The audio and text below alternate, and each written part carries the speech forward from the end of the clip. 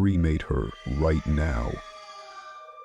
My father, a strong man who had lived through and seen a lot in his long life, returned from work that night at around 3 in the morning. I didn't recognize him when he crossed the threshold. Pale as death, his hands trembled slightly as he tried to take off his jacket. And there was worry on his face, and I would even say fear. I wouldn't have been particularly surprised to see him in such a state about 7 years ago, when he had just started this rather specific job. He works at our town's crematorium, and over time he's seen all sorts of things, and let's just say, he got used to the tears and sorrow of people. In the beginning, he would often come home crying, almost in tears himself, and then at the dinner table, knocking back a shot of whiskey, he would tell us how he had cremated a baby. He would talk about how the relatives behaved in the funeral hall, describing their faces, their empty stares, eyes looking at the floor, as if they had cried all their tears for years to come. He felt the loss along with the relatives of the deceased, and more than anything, he feared looking through the special observation window of the huge furnace, the one that would engulf the coffin with the body. But, as usual, a person can get used to any conditions in life and work, and my father was no exception. These cremating people became a routine for him, like cooking a dish in a restaurant for a chef or fixing another car for a mechanic. I won't go into why or how he got that job. Let's just say the circumstances led to it. Though he came home in the middle of the night. Hadn't fallen asleep yet, so I caught him in that state. "Dad, what happened?" He barely glanced at me. Then, finally taking off his jacket, silently walked into the kitchen. "It's fine," he replied in a shaky voice. "Everything's fine." "Dad, I don't look like a fool, do I?" I asked. "What, any problems at work?" My father, realizing he couldn't deceive me, answered, "I don't even know if it's called that." He pulled out a bottle of whiskey, poured a full shot, and drank it in one go. I should mention that he had been drinking very rarely after work lately, not like he did in the early days, which I've talked about before. My mom and I knew that if he came home and grabbed the bottle, something was wrong. She had woken up too, almost like she felt something was off. "What are you doing up so late?" she asked sleepily, and walked into the kitchen. He wanted to say something, but didn't know where to start. His eyes were darting around and his tongue was tangled. My mom, seeing him in such a state, became visibly nervous. "Honey, what's wrong with you? You look awful." Only when she noticed the bottle on the table did she realize that the problems at work were to blame. But after hearing everything he had gone through that day, it turned out that calling it problems at work was an understatement. As he told us, today, one woman came to us. She had made a reservation by phone, just like you're supposed to, and today she showed up in person. She was in tears, devastated by grief. Long story short, her daughter had died. I didn't go into the details, but apparently from cancer. Well, that's what the director told us, and frankly, I wasn't that interested. The beautiful girl, really young. She had so much life ahead of her, she could have had kids. But apparently it wasn't meant to be. And her mother, well, the girl's mother seemed a little strange to me a bit later. She was rushing us. She kept asking how to speed up the whole process. We explained that as soon as all the paperwork was settled, we would start. My job, well, it's just pushing buttons and adjusting the temperature. What can I explain to her? I don't make any decisions here. But she was in such a rush, as if she needed the poor girl to be cremated right this second. I had no choice but to explain to the woman that I was just a regular operator and didn't have any say in the matter. She even offered to pay me extra. But to be honest, a steady salary means more to me than a one-time bonus. So I refused once, I refused twice, and on the third time she looked at me in a way that made me feel uneasy, I swear. "How?" my mom asked. "I don't even know how to explain it. It was like she thought I had ruined her life," he replied. She turned around and left, slamming the door so hard it almost came off its hinges. I stood there watching her, and from the corner of my eye, I saw Donovan. Donovan is my father's colleague, and he just shook his head and stared at the shaking door. Well, that was the end of the meeting with that not-so-pleasant lady. We went back to work. Then, a little later, when we had almost forgotten about her, the director came by. "Well, all the paperwork sorted, the girl's body will be here by evening." "All right, let them bring her," I said.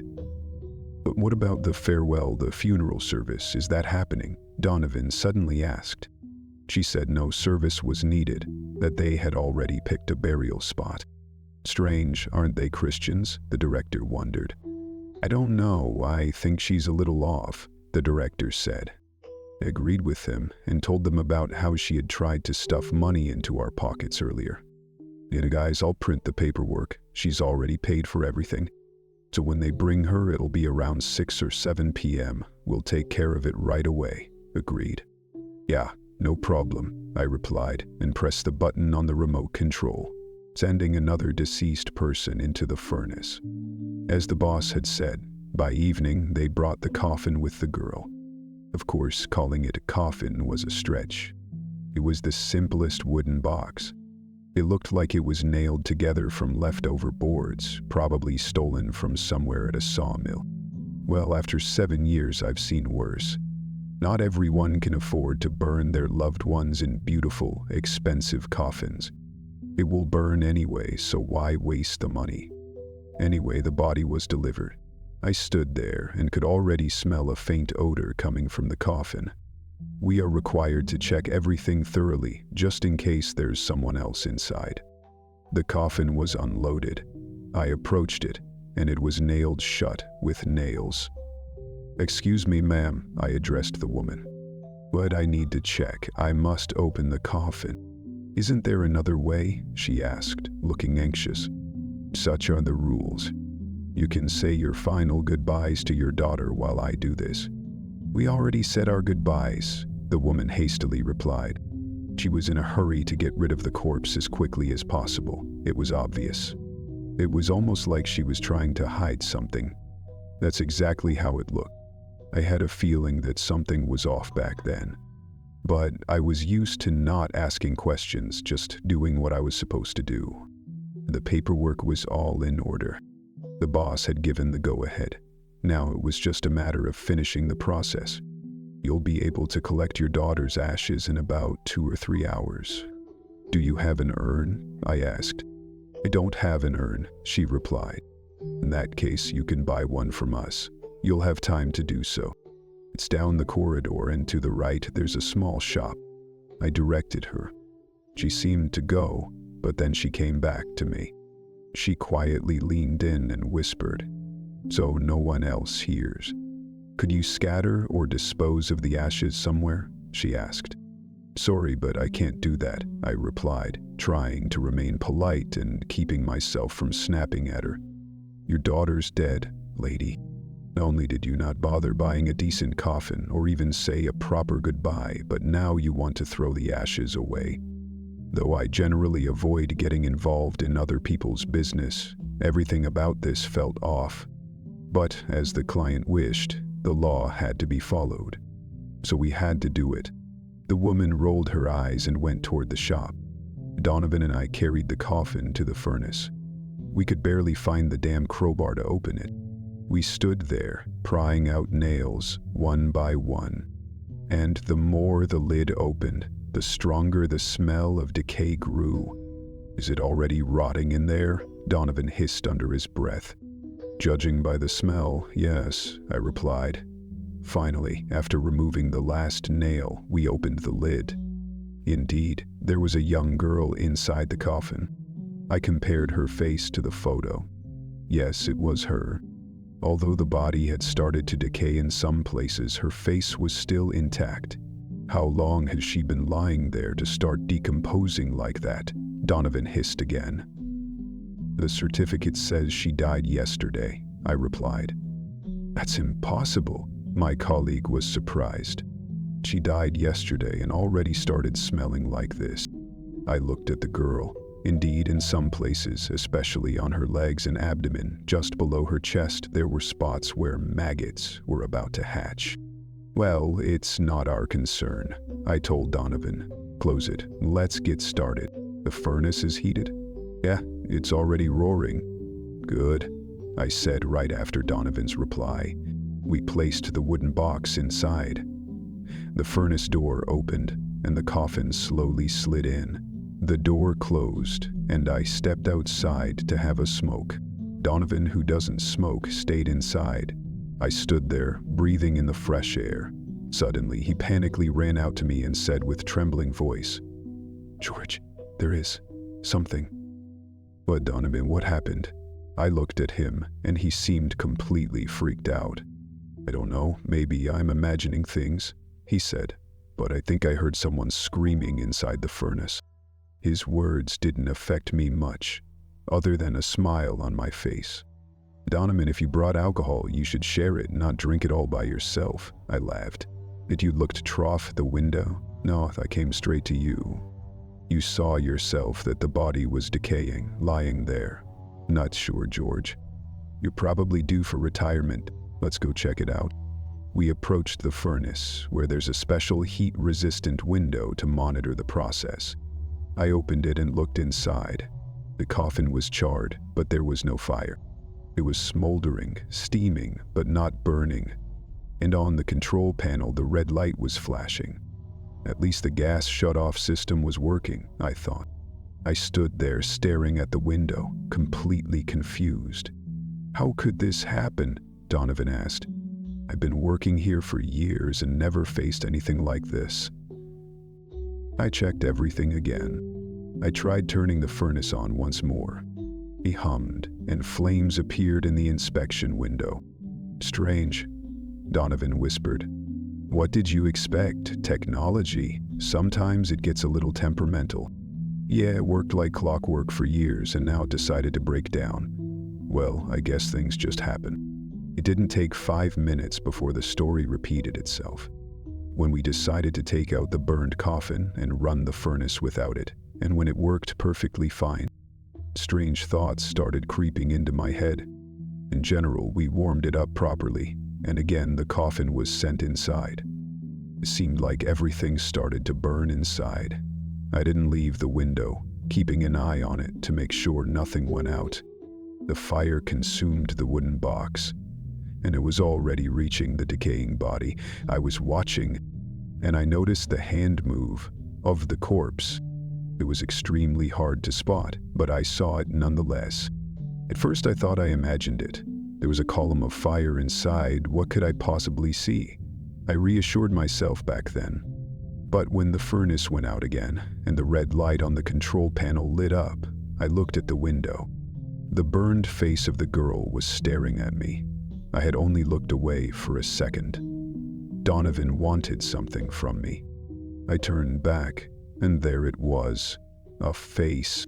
A horrifying one, so terrifying that I involuntarily made the sign of the cross and nearly collapsed. There was something alive in the furnace. I swear to you, it wasn't the same dead girl. Who was it? Wait, you didn't drink at work, right? Mother didn't believe him, and I myself struggled to process what my father was telling me. Are you completely crazy? I never drink at work. Don't believe me? Yeah, you keep going, Dad, it's fine. There was the devil himself staring at me through the window.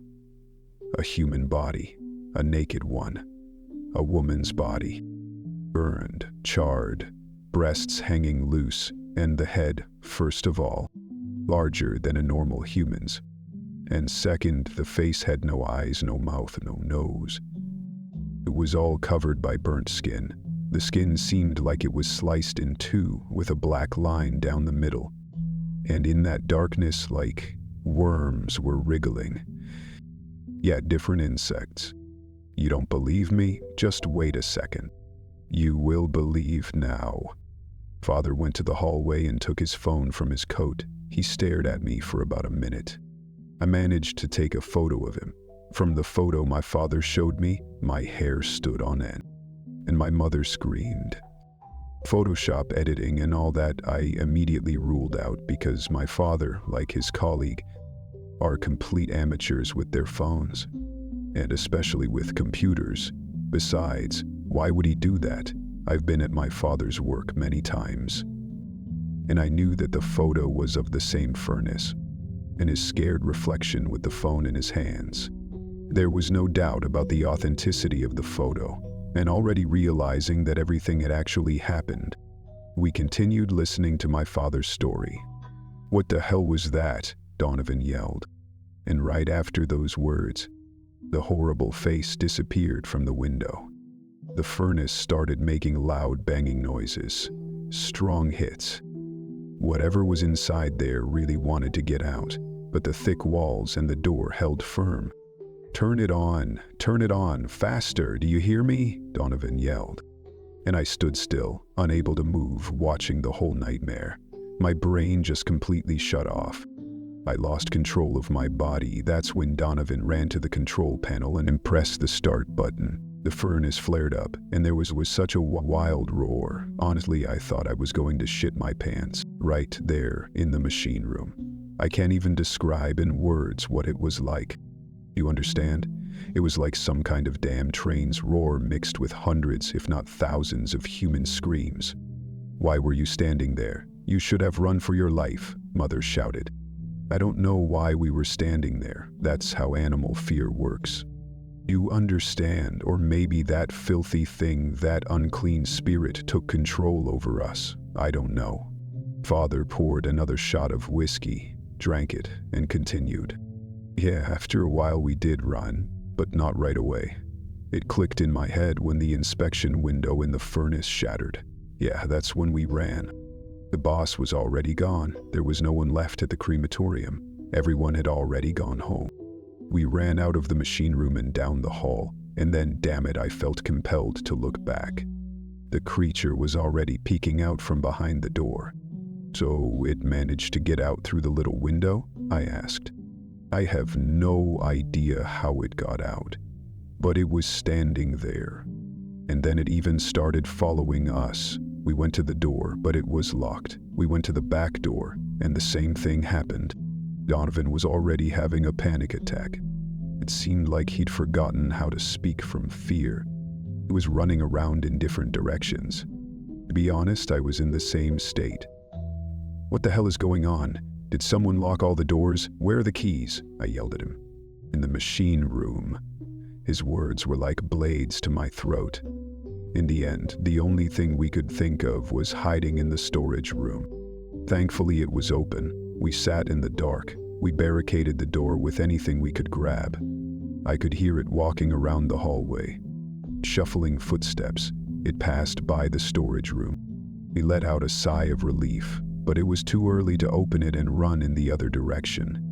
I opened the door and looked around. It seemed like no one was there. But damn, as soon as I stepped out of the storage room, his head, sliced in half, appeared from around the corner. That's when we bolted towards the windows with all the strength we had.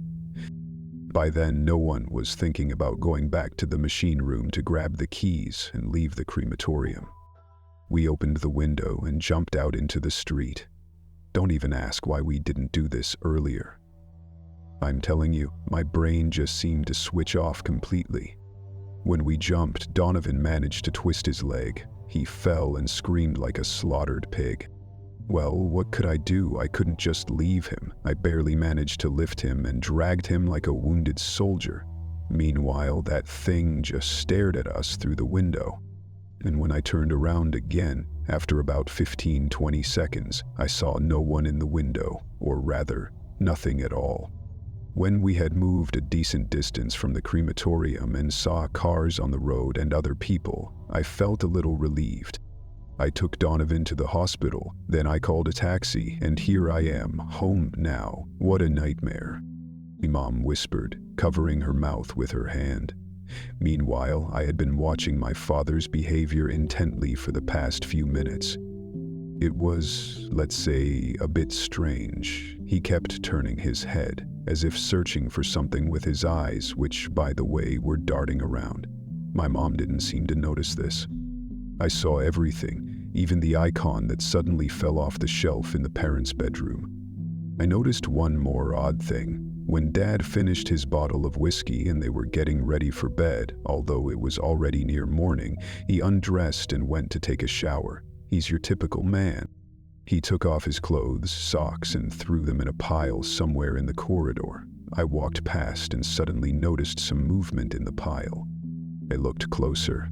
There were worms, maggoty white worms. There were a lot of them, a whole bunch of maggots. I ran to Mom to wake her up, but I couldn't get to their bedroom where she was. In front of me, the living room was on fire. The whole room was engulfed in intense flames. I tried to walk through the smoke and flames, but the charred ceiling collapsed in front of me, blocking the way to the bedroom. I ran outside, covering my face with my t-shirt. My house was burning. The wooden beams were collapsing. I heard my mom's frantic screams. She was screaming in agony, and I was kneeling, staring without blinking at the red-hot flames. From the window, the naked, charred body of my father jumped out. He ran off toward the neighboring houses, jumping over their fences. That creature took everything from me. Firefighters arrived at the scene, called by the neighbors, and they started putting out the flames. My mom tragically burned to death. My father is now wanted throughout the state. I lost everything. At least I have a good friend where I've been staying for now. My mom was buried the day after the fire, in the same cemetery where my father had worked nearby. Now I understand why that woman was in such a hurry to cremate the girl's body, because in that girl's corpse there was some kind of dark force. When only ashes were left of her body, that dark force came out and took my parents. Although maybe it's still somewhere nearby in my father's body, and it's just waiting for the right moment to do something horrible. Smash that like button if you got scared, and leave a comment telling us which moment gave you chills. Don't forget to subscribe to the channel if you're not afraid. Choose one of the 2 videos on the screen to test your nerves. Boo!